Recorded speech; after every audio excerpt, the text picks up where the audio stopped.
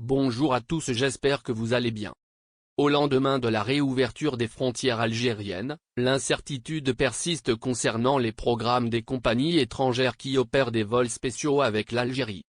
Depuis le 1er mars dernier, les compagnies étrangères, Air France, ESL Airlines, Transavia, Lufthansa et Qatar Airways, monopolisaient le marché des vols entre l'Algérie et l'étranger en l'absence d'Air Algérie dont les vols spéciaux avaient été suspendus par les autorités algériennes. Mais ce mardi 1er juin, Air Algérie a repris ses vols internationaux vers 4 pays, la France, l'Espagne, la Turquie et la Tunisie, avec 6 vols par semaine. La compagnie aérienne algérienne devrait ouvrir de nouvelles liaisons avec l'Italie et l'Allemagne. Turkish Airlines et Tunisair s'adaptent. Les autorités algériennes voudraient que les compagnies étrangères s'alignent sur le même programme que la compagnie nationale. C'est déjà le cas pour la compagnie Turkish Airlines qui a été contrainte de réduire ses vols de 3 à 1 seul par semaine pour être en conformité avec le programme d'Air Algérie. Tunisair a également annoncé une reprise des vols avec l'Algérie. Selon le principe de réciprocité, elle devrait assurer un vol hebdomadaire entre les deux pays en aller-retour.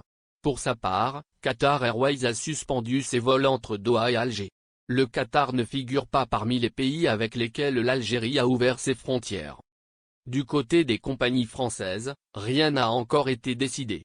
Selon nos informations, Air France, Transavia et ESL Airlines négocient toujours avec les autorités algériennes via la Direction générale de l'aviation civile pour pouvoir transporter des passagers dans les deux sens, comme le fait Air Algérie depuis le 1er juin.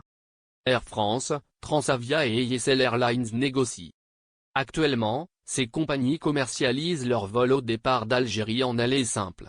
Pour le voyageur le coût est élevé et les conditions tarifaires, remboursement, annulation, etc., ne sont pas avantageuses.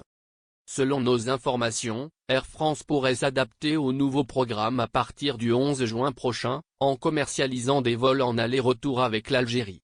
Sa filiale Transavia devrait également s'adapter à la nouvelle configuration. ESL Airlines, elle, est toujours en négociation.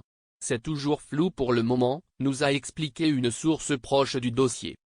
Selon des sources au sein de l'aéroport international Ouari Boumedienne, la question de la mise en quarantaine obligatoire pour les voyageurs en provenance de l'étranger est un des points clés des négociations.